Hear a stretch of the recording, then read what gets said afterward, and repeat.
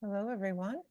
Welcome to our part one of engineering effectiveness, practical framework for enhancing developer experience and optimizing software delivery. We're going to just give it a quick minute to make sure that we have everyone who's attending calling in or dialing in. But if you would love, we would love for you to test the chat. So if you wouldn't mind just putting something in the chat just to make sure that it works for you.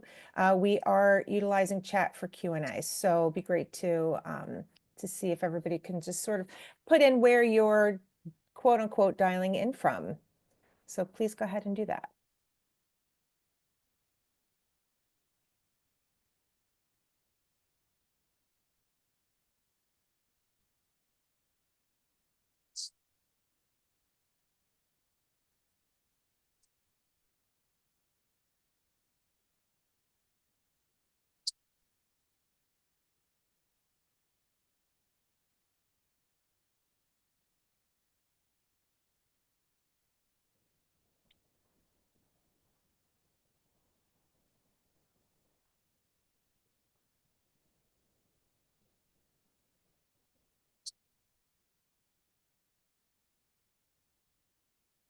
Just making sure the chat is working. Give me a second.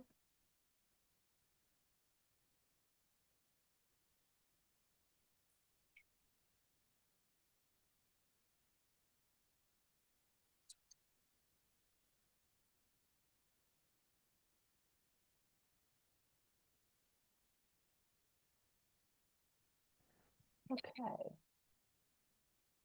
While we sort out the chat feature, we're just going to give it a couple more seconds here before we start our call.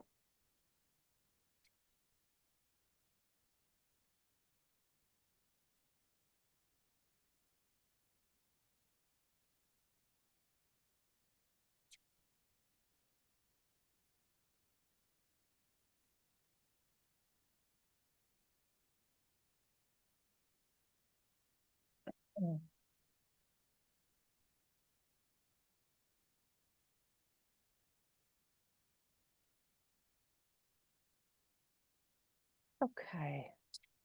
Just give it a few more minutes. Hey, Pam, Yes. can you do me a favor? Yes. Can you open us in our LinkedIn? It should be in the bottom. I don't have access for that to turn it on our LinkedIn live stream.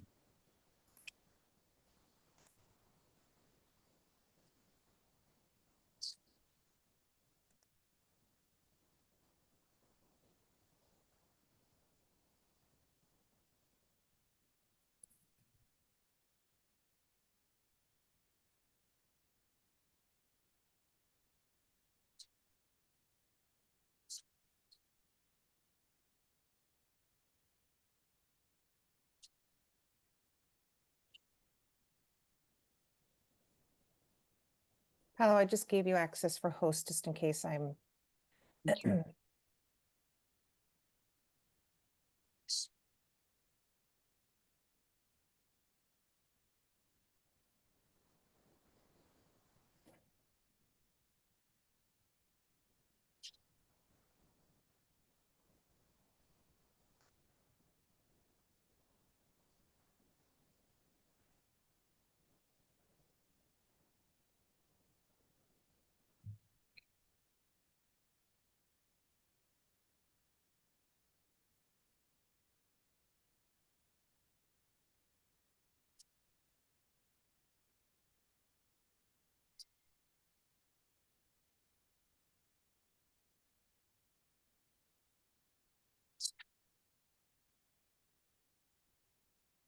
Great. Okay, I think we have the chat feature going now. I appreciate it. We actually have LinkedIn Live up and running as well. Thank you for our technology team on the back end. It is now 11:05, so I think I'm going to start, and if more people join, that's great.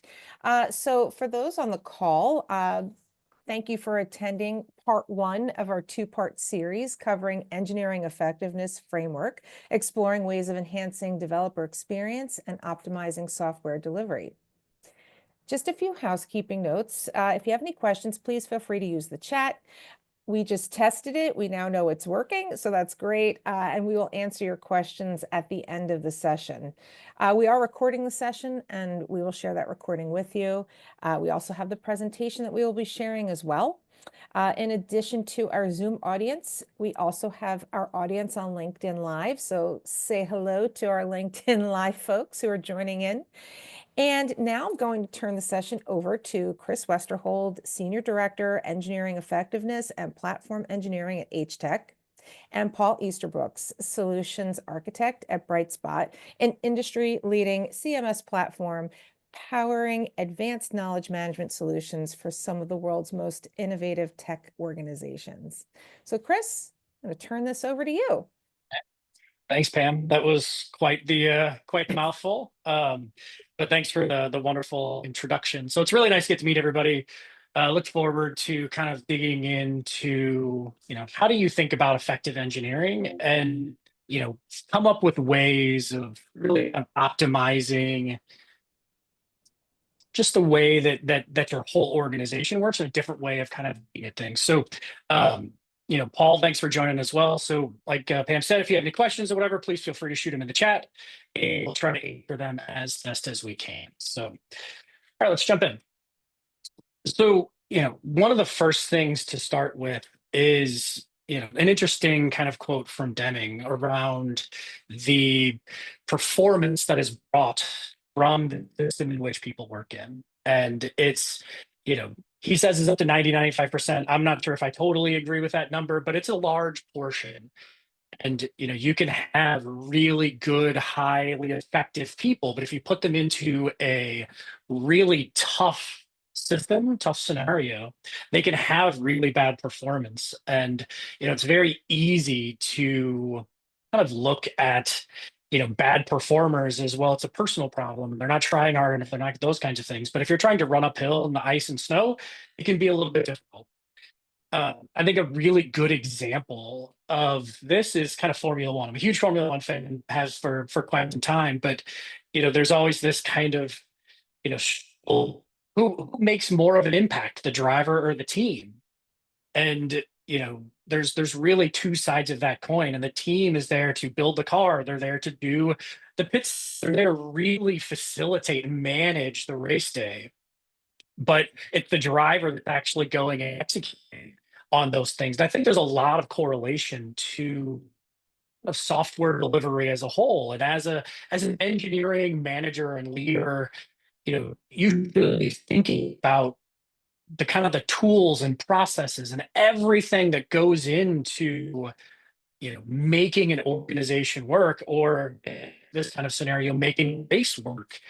And because in the end, you see a lot right now of, we need faster developers, we need faster, we need more delivery, more productivity, productivity. Very easy to kind of point the finger at the talent essentially and say, well, you're not doing good enough.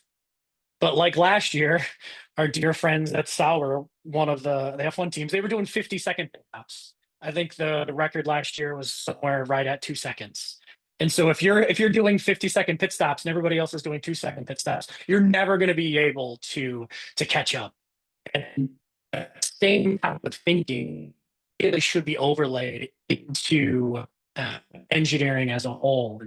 And one of the things to really think about, kind of through that lens is what does your ecosystem actually look like? And in a lot of organizations that I see, this is just kind of naturally grown. It's not really been deliberately put together. And you may not have a true kind of business capability platform. You may not have a knowledge management platform or a governance platform or really any of these things. But in the end, people are doing them. It's going to probably be scattered, highly inefficient, duplication of effort, or people spend a lot of time chasing around the right thing to do. And so just like, again, back to that kind of Formula One analogy, that thinking about that ecosystem and the tools that people need to be able to get these things done, and optimizing around that in a way that not only drives better efficiency, but also still leads to kind of ownership by those people that are still trying to leverage those tools and services. So, this is quite old now. I should probably find a better number here, but 7 years ago, there's an estimate of around 18 million developers. I've seen that number be as high as 25 or 30 million now, but I think that the impact of the slide still really exists. You're wasting 30% of kind of productivity, and that's those numbers go as high as 50% or 60%. It is a significant amount of productivity loss for an organization. So, if you have a 200 or 500 person uh, development organization, that is a couple $100 million a year that you're having to spend just on people. And so a 5%, 6%, 10% productivity can have a huge impact. A lot of that has to do with a lot of the bad systems that are out there. So how do you start to think about kind of solving this problem in some ways? But the first thing that you have to do, just like any journey, you have to really understand kind of where are you and understand what's actually happening inside of your organization is really, really critical, because if you're trying to optimize something yet you can't measure it, how do you know if you're making progress?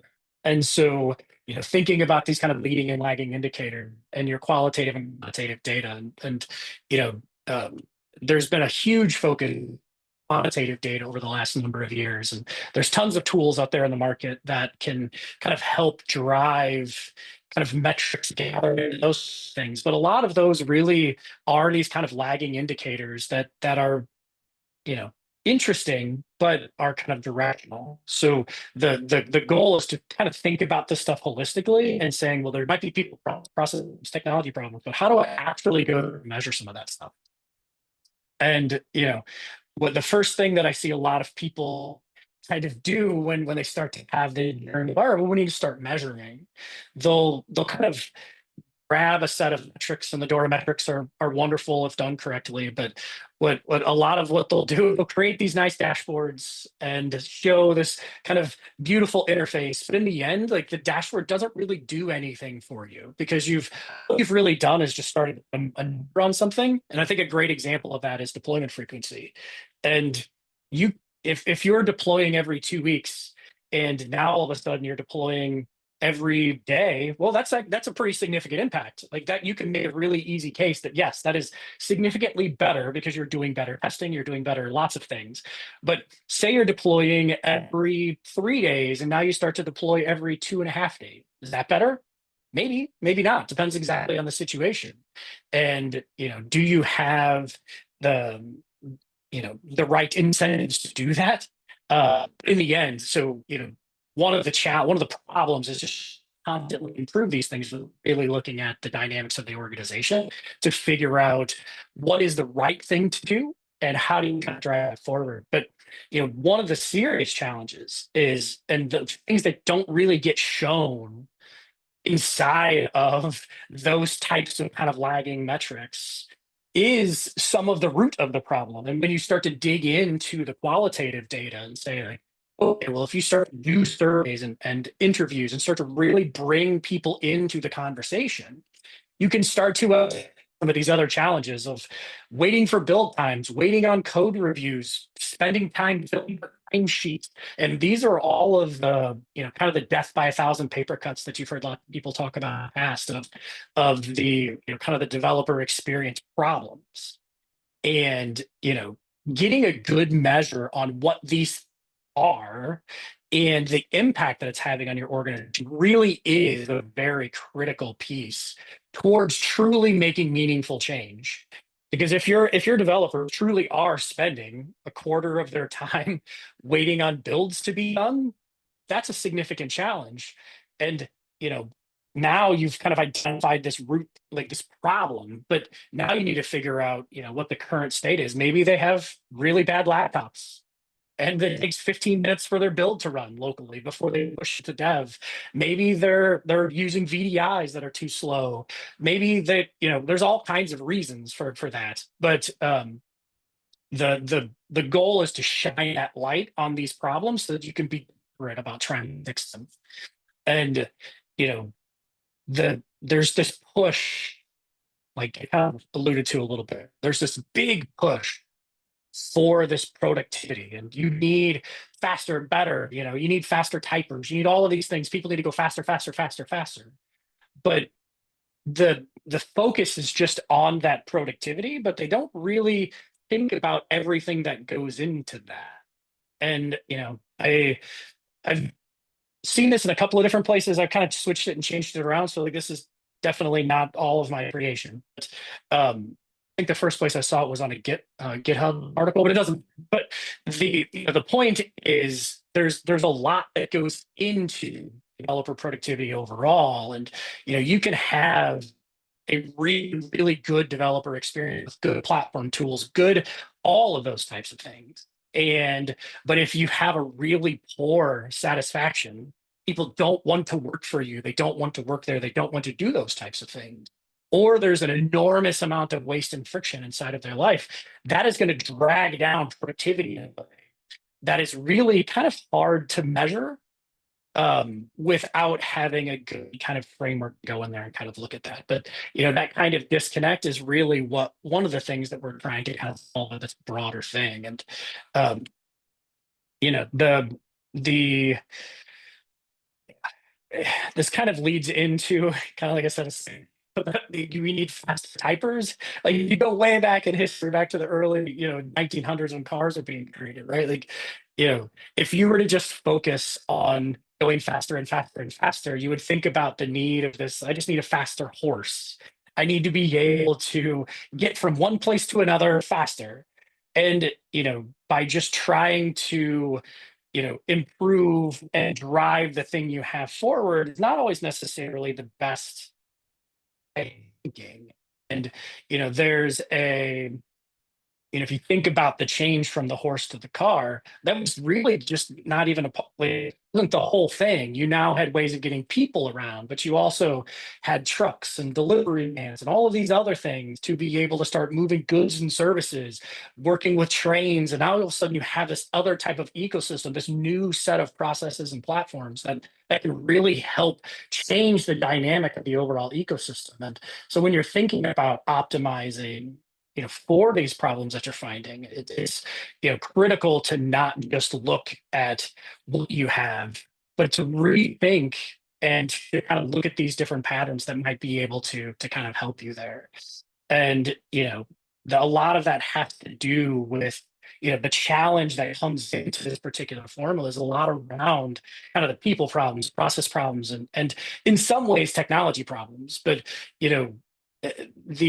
as technologists, it becomes easy to be able to try and function on technology and new technology, and if to add in this other tool, it's really going to help, like those types of things. But what do I find is needing more technology the solution to any of the problems? It's almost all process problems and people problems. And there was an interesting study that came out I think last year by HTEC Analytics. um, it was like around 80% of developers suffer from burnout, yet 3/4 of them actually code on the weekends. And the problem that they cited as a major part of their burnout was high workloads and inefficient processes. And I would make the case that those inefficient processes are what are leading to the high workloads. And so thinking about the overall ecosystem that a developer has to work with is really where it's kind of making these happen. Because even in this kind of really optimized developer experience space, it's incredibly complex in the modern kind of distributed architecture that everyone is really moving to, with cloud and serverless and all of the things that kind of come along with all of that. It's gotten really, really hard. So, if you think about the full stack developer journey through this, there's an awful lot of things that you need to know to be able to make these things happen. And what can when someone has a problem, there's an unexpected error, they have an issue or question or whatever. how do you, think about that kind of job to be done, or and the persona associated with that, and help them drive those forward? There was a client that I worked with not too long ago that we, did a developer experience kind of survey, the qualitative and quantitative, and we found that they were losing over $50 million a year just on bad documentation. And, you know, once you start to dig deeper into that, you can find the points and the areas where they were having issues. And a lot of their issue actually stemmed from kind of poor API documentation. So every time you were needing or wanting to interact with another group or another set of APIs, it's multiple meetings, multiple conversations, multiple Slack messages and things. And the one thing not to forget, and this kind of leads into that, is this overall collaboration. You can have good satisfaction, you can have good developer experience, you can have decent processes, but if you don't have ways to collaborate across teams, whether that's through planning processes, through interoperability of systems, through these other things, that is a very much a compounding factor towards inefficient organizations. So how do you start to think about some of this? And, we've talked about this a little bit, but I think this does a really good job of describing it. And I look at this as kind of three phases of assessing the overall problem, strategizing, and then kind of driving that impact. But getting a really good kind of development experience is really, really critical towards identifying these problems, but also this quantitative data and doing these kind of interviews and getting that good understanding of these problem statements is probably the hardest part. Because every organization, no matter how good you are, always has sets of problems. But the key to all of this is really being able to build a kind of a business case, a value case, and understand the cost that comes towards fixing something. Like in the example that I talked about a second ago with our previous client, they're losing $50 million ish a year on poor documentation. It's a relatively large organization, but still, it's a large number. And not all of that is realizable, but how can you start to think about, understanding the current state of where these problems are and what solutions might be brought to the table to be able to understand the problems that are there and then optimize for them and actually define value metrics that allow for you to be able to not only understand are you making an impact, but be able to kind of show that impact across the organization in kind of a clear and effective way. And so the way I look at this is there's these kind of 6 major kind of pillars of or areas inside of an organization that you need to be relatively good at to have a kind of efficient organization. And then the foundation of all of that is the software engineering insights and being able to, like I've described already, understanding kind of where you are and then being able to leverage that across these different pillars. And, there's the good developer experience engineering, but then there's also things like knowledge management. And, similar to that client, knowledge management, I believe, is one of the most impactful problems that an organization has. And you have, hundreds or thousands of people inside of an organization that are creating information, and that information needs to move from one place to the next, to the next, to the next. And, I see a lot of people that will go get Confluence and not really have anybody that owns that process or thinks about how do you optimize that process. Maybe they do an initial setup and then they just kind of walk away. And, that problem is going to get solved by somebody, and it's probably not going to be done in the best way. And so by looking across all the problems, you can start to understand what maturity looks like across them and be able to understand these kind of big rocks that you want to consider as you're kind of moving through this kind of optimization journey or effectiveness and improving kind of engineering overall. And so I know, Paul, I think you've spent a lot of time kind of you've talked to a bunch of different organizations. You've you've been on the ground as an engineer and those things. Like, any kind of thoughts that you might want to add in here? Yeah, so especially with some of the customers that we've had at Brightspot, multi-billion-dollar companies, They're all kind of following the same process here. Everyone comes to us, they say, hey, we know we have a problem, but we don't quite know how to identify how to fix this problem. And through these 6 pillars that we have here, we kind of create the solution back from that, right? Like we're not going at it from here's the technology, let's work back to it. I mean, they have problems that they aren't even seeing yet because they haven't done the work to say, hey, we need to go through this and come back and look at, oh, this part of the process needs improvement. Yeah, and it's, you know, I always go back to like the be deliberate part. And, you know, if you think about, you know, the challenges that are there, you everybody wants to think that they're kind of snowflakes and unicorns, but I don't think that that's necessarily true. We're all kind of doing software engineering in one way or another, and there's going to be at least some level of overlap or a good chunk of overlap. You may have different goals, different things that you're trying to optimize for, but I think you know, there's a lot to be had by trying to, you know, learn from and build from some of these systems that are, you know, quite valuable to the folks that are out there.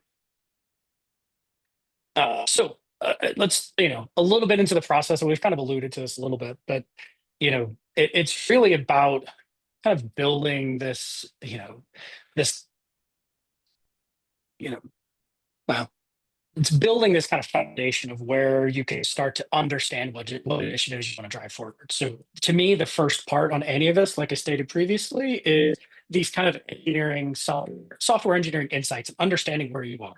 Totally makes sense, right? And you know, there's a ton of different tools out there that you can use, but that next phase and this kind of maturity modeling is really critical. An understanding across these pillars, kind of where are you? And you don't need to be a 5 out of 5 on all of those different pillars, but you want to at least understand where the gaps are.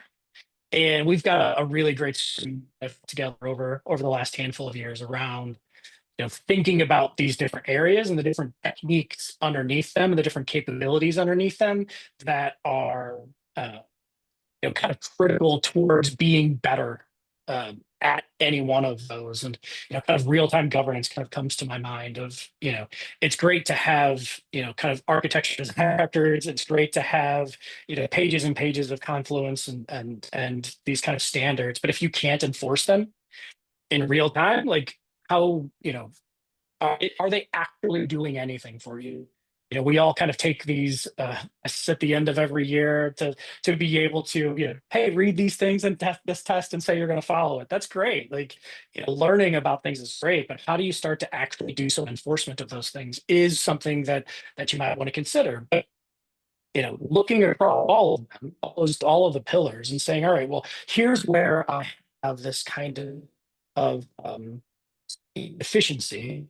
Now you can start to figure out where do you want to focus? Where the thing that hurts the most? Where is losing significant amount of productivity? And you know, and along with that, a lot of, but understanding that kind of focus area, and then you know, start to determine what that current state is, and do some, you know, process mapping, value stream mapping. There's a bunch of interesting ways of thinking about it, but the goal is to really come up with the current state and understanding where that friction is, where the waste is inside of that, and what are the cycle times associated with it. So if you were to say like, oh, well, I have this process, I do this, you know, deployments or whatever, like I do this every day per team, and then we have 100 teams. Well, that's a lot of cycles per day. And if you could start to do some value modeling around the cost of that, and you know, if there's, you know, 5 stage gates inside of your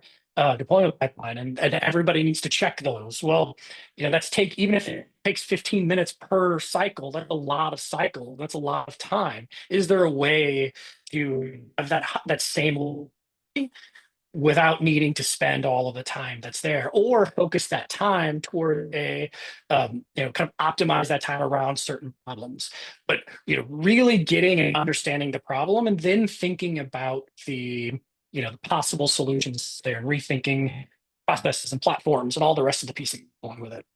And in the end, it's about, kind of rolling that out and building hypotheses, and then kind of validating that and change management along towards putting that together.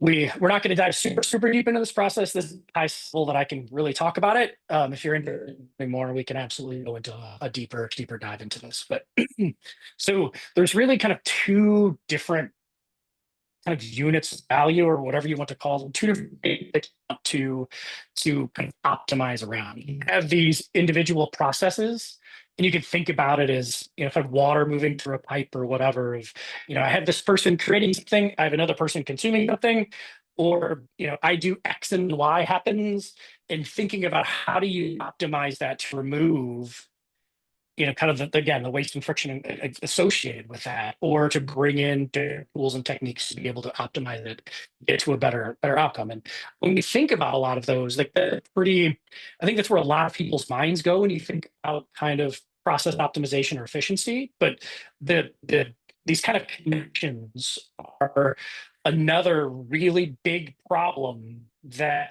come across in a lot of different organizations that are a lot harder to see. They're a lot harder to understand the impact to them.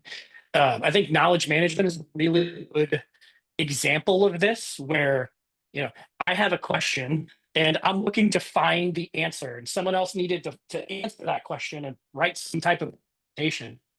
How do you facilitate the connection between them?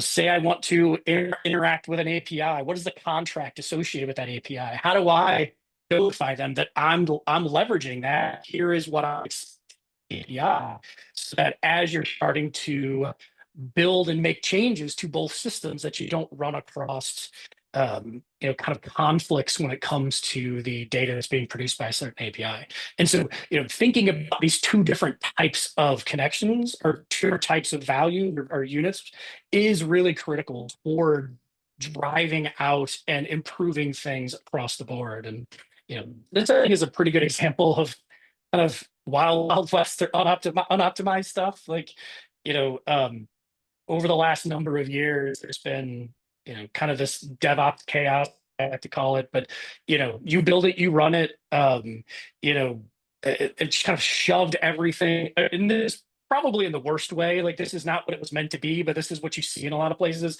They just shove everything on the development teams and create your own. Get your own tools, you get your own processes. Generally there's little or no kind of governance checks. Sometimes when that goes horribly wrong, you start to add in these manual stage gates, or if you never went that, like, there was a lot of those kind of manual checks along the way. And sometimes there's really good reasons, right? Like, in highly regulated environments, you can't get away with just shoving things and hoping for the best. But it's a lot of times the problem that I see here is that this wasn't really designed or thought through. Again, it was just kind of naturally created over time. And, there's not a process to go back and to rethink some of those things. And thinking about that same kind of process and kind of a more optimized way, leaning into kind of the platform engineering view of the world, and providing these sets of really good tools to be able to understand, what are your security abilities, what does your code provenance look like, what does your static code analysis look like, and all of that's really pushed out there through kind of a platform CLI or some other type of tool. But teams can still maintain ownership of their pipelines and be to do the things that they need to do, but have high quality tools that can, really drive that kind of positive outcome. And, and then also having these, really good sets of platform tools. So instead of everybody figuring out how to do blue-green deployments or canary deployments, hey, maybe you only figure it out once. And then you allow people to leverage that tool or service and be able to apply governance and those types of things. And by thinking across the spectrum there, you can really, drive a really good set of optimizations that allow the teams to be able to do the things that they want to do, which is provide and build really great tools and services. Excuse me. So, to dig a little deeper into those kind of, the connections and that I talked about a minute ago. The failure that kind of comes from that is, you have just this kind of random developer inside of your organization, and they maybe they have a question, maybe they don't understand something, maybe there's something out there that doesn't, they're not quite sure what to do, and maybe they can go spend an hour digging through Confluence. Maybe they'll find 2 or 3 answers to the same question. They're all different. Maybe they'll set up meetings. If you're in the office, there was the drive-bys that used to happen. We just kind of wander around until you find somebody to talk that can answer your question, or you send someone Slack messages, Teams messages, whatever. And that seems innocent enough, and it usually is. But about the what does it take to get into a flow state? They take the studies kind of show it takes about 15 minutes to get into a flow state. And if you're actively working on something and you're trying to figure out these problems, and someone comes and bothers you and says, hey, like, let me ask you about something completely different. And, it's hard to get back into that state. Just like if I have a meeting at 10:30 and I've got an hour to work, and then I have this meeting, it's hard to get into that flow state because you're constantly worried about those things. And so thinking about, again, these kind of people and process parts of engineering and optimizing around that can have a huge impact. And a great way of thinking that is these kind of platform connections. And it can be a developer portal, it can be a knowledge management solution, it can be a lot of different things. But by kind of funneling people and things into this one area, you can say, well, what are the problems and needs of my engineering community? And how do I start to bring and surface those tools and knowledge and capability and all of those pieces that people need to get the job done? How do I bring that to them? And there, to me, there's kind of the 3 places that you would meet a developer: your developer portal, your IDE, and then kind of the terminal. And what's the right way to be able to give them what they need in the place that they need? And so by thinking about these kind of platform connections and understanding the thing that they have, you can really drive a lot of good optimizations for the things that really matter to people. And since we're in 2025 now, AI is all the rage. And, there's definitely a lot of value here that can be brought to things. And while I don't believe that it's a silver bullet that's going to answer all of these questions and problems, it can be incredibly helpful if you have the right structure. And if you think about, kind of building this knowledge management structure to say, well, these are my contract tests. Here's what my Swagger files are. Here's this kind of, question and answer repository. And now, if you have a good way of structuring that through tools like Backstage or others, you can now quite easily take AI and be able to put it on top of them to help answer a lot of those questions. Because studies have kind of shown that around 40% of questions that are asked are redundant. And so, if you think about the time wasted, and like I just talked about, and think about 40% of those are redundant questions that should have been able to be answered through some type of documentation or some kind of knowledge management, or kind of a hive mind of the information from your community. So, as you start to simplify and build those things out, you can enable AI to be able to make things a lot better and easier and faster. Anything? I know this is kind of leans into the knowledge management piece. Paul, anything you wanted to add to kind of this piece here? Yeah, definitely. We, especially around the AI aspect of it, right? Like, we find that the better quality data you have, the better AI results you're going to have. So I would, again, starting with your problem and working back to your technology, with Brightspot, we've done that, where we created APIs around having the data come in, to your point of your producers. Those could be either humans or in the loop, or they could be automated production of data. And the quality of that data matters on both sides to reach both your end state user for like a developer, or also if that end state user is a machine AI.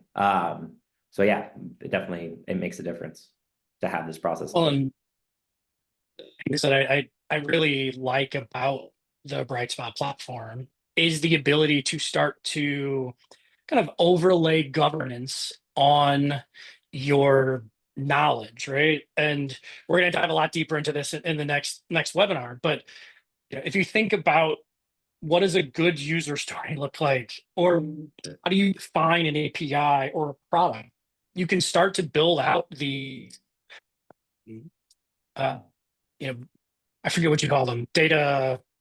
Our taxonomy. Yeah, your Right. taxonomy, but you can start to say, okay, well, this thing needs these 5 different blocks of stuff, and if they're Workflow. not there, then I could now build like a trustworthiness score or something like that that says, all right, well, you have this API that's been built, you haven't updated the docs in 6 months, you haven't done any of this, so guess what? That trustworthy score is going to start to go down. Yep. And if you surface that information, whether it's through a graphical interface backstage or through an AI kind of interface or both, you now start to be able to give people a set of information that they can leverage in their day-to-day to be able to understand the needs and the problems that are happening inside of an organization in a way that is quite efficient. Right. Yeah. And especially to that point, right? How much stale data do you have within your organization? And how much is that going to bleed into your efficiency as well?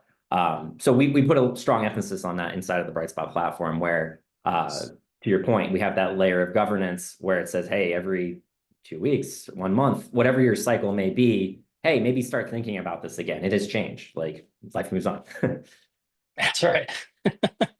And we'll dig a lot more into that in the future, but I think there's a ton that can be had there because, again, like I don't know if I've said this yet, but I don't believe in magic. I don't believe in easy buttons. Like it just doesn't. Oops. It doesn't. Those things don't just happen naturally, and there are ways that you can kind of take AI platforms and infer what the answer might be. But if you have 6 answers to something, it is not going to be able to really give you with a high level of certainty what the right answer is. And regardless if it is in a developer portal or through an AI, like if you don't trust the data that you're given, what's going to happen? You're going to go reach out to people. You're going to back to the Slack messages and meetings and all of these other things. Like, okay, well, I think I might have found the answer, but I don't trust it. So I am going to then fall back to what I can trust because in the end, like if I build something and it blows up production, they're pointing the finger at me and me saying, "Well, yeah, but that's what this Confluence page said isn't a reasonable excuse." And so again, think about the people part, the process part, but also incentives and what drives people to push through, push through the things that they're doing. So the next piece, I think, and part of the conversation really leads into this. Like, listen to your developer community. I think there's this. I think it's a fallacy that like developers don't like to talk. Developers don't want to. There are all these introverts that just won't talk to anybody. And while yes, a lot of them are introverts, if they feel like they're a part of the solution, and and you engage them in a meaningful conversation, they're going to give you all of the information. And, they also need to feel like with. But if you build a good continuous improvement culture and you start to show, like true improvements of your organization, it can be very, very valuable because in the end, these are the folks that know where the problem from a developer experience perspective or an engineering effectiveness perspective, or even a software engineering insights perspective, like do all of this kind of quantitative analysis, looking at all of these things, and you could spend a lot of time and a lot of effort to try to identify that guy or girl right there could have told you in 30 seconds. But you have to really set up that, that kind of culture and feedback loops and feedback mechanism to be able to make it happen. Or you can spend a lot of time and a lot of effort and not really get places. And this doesn't Anything necessarily have to be something that's synchronous communication, right? Like one of the organizations that we've worked with, they dog through their own products, right? And some of those may be large search capabilities, and they essentially run it on the inside of their own network. And they say, hey, let's expose this here and make this easy to reach for some person so they don't have to necessarily reach out to it. So. That's right. Yeah. And I always like to go to like the old kind of Chinese adage, like when was the best time to plant a tree? The right answer is 20 years ago. The second is today. Like I know it's a little cheesy, but like it's true. And these kind of what we think of as like these elite tech organizations didn't become that way overnight. Like they didn't just naturally have better skills or talents or whatever to be able to become that way. They had people that were constantly grooming the garden and removing the weeds and helping kind of cultivate a good culture. And a lot of that has to do with building out the kind of system, because really in the end, like, if you kind of look at the light and say, well, is that a train coming to run over again? Or is it truly like things are getting better? Like, yep, we're still in the dark. Things still may not be the best, but guess what? We're working on it. We're getting there. And having that of kind of culture, people can get behind that. It's something they can get on board with, and they can use that to, just keep the faith in some ways that things are getting better. But if they think that it's just another train to come run them over, you're just getting people that are, there's the whole quiet quitting movement of the last number of years, and if they don't feel like they're a part of it, you're going to get really bad results. And people want to be a part of something good. And so in the end, like regardless of how you go into doing this, whether it's of the full broader kind of engineering effectiveness, or if it's just you're trying to improve you know processes and tools at the team level, like building that feedback, do retrospectives. Like it seems like that's died a lot in a lot of organizations. Maybe not do it every 2 weeks, but do it every month or every quarter or something like that. Like do some type of retrospective, understand the challenges that people are going with, do some surveys, do some type of qualitative analysis. Because in the end, like that's what's going to help you get better. And I really like this from Nicole around like, introducing joy and introducing frustration is the best way to improve productivity. And Spotify kind of talks about happy developers writing their code, and there's the happiness score at LinkedIn. And it's been proven kind of over and over again that if you're happy doing what you're doing, you're going to naturally be more productive, even if you're not necessarily trying. And I kind of, again, removing that friction, the things that frustrate people and burn people out. And that's how you do it. And having this kind of empathetic view of the people that are associated with this is, to me, kind of the best way to be able to drive things forward. Because in the end, like, trying to just focus on productivity, type faster, like go. Like, even Olympic sprinter can't sprint forever. And so you need to give them this break, this kind of not necessarily relaxation, but like give them a break. Like, hey, like let's stop and consider what's going on, and then figure out how to go forward. And focusing on a lot of the things we talked about, and kind of leveraging this kind of broader framework that we've talked about is the way towards identifying and how you start to drive these things forward. And again, like what we talked about here is a lot of theory and those types of things, and we didn't dive super deep into the frameworks. But again, this was kind of that highest level. If you're interested in learning more about the how, we're going to continue this webinar series. Next time, we're going to talk about kind of knowledge management, but we're going to dig a lot deeper into this. This was a big focus on the why and what's the impact of some of these things. So, anything else you wanted to add here, Paul, before we're going to open it up to questions? I know we have just a couple of minutes left. I'm excited to talk about the how next time. Yeah, absolutely. So I have any thoughts, questions, or comments from anybody? If anyone has any questions, please feel free to use the chat feature to do that. Right now, we don't have any questions. Chris, I think you sort of said you usually don't. So at this point, we Yeah. don't, unless someone has a question to post in the chat. I haven't seen anything. Not a problem. But it was really great to get a chance to talk with everybody. Thank you, Paul, for kind of joining here. I look forward to digging a lot deeper into all of this and kind of giving, and if anybody's interested in learning more, please feel free to reach out to me or to Paul or Pam or whoever. And yeah, thank you, everybody. I really appreciate it.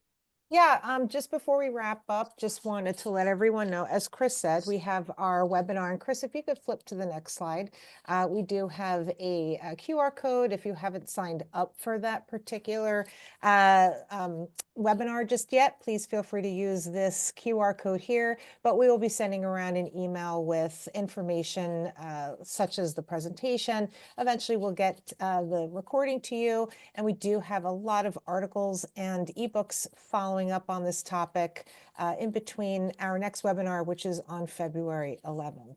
So we look forward to February 11th. Well, again, we'll be talking about knowledge management, the DevX calculator that we, ROI calculator, excuse me, that we launched back in December. And we look forward to seeing everybody on February 11th. Thank you so much. Thanks, everybody.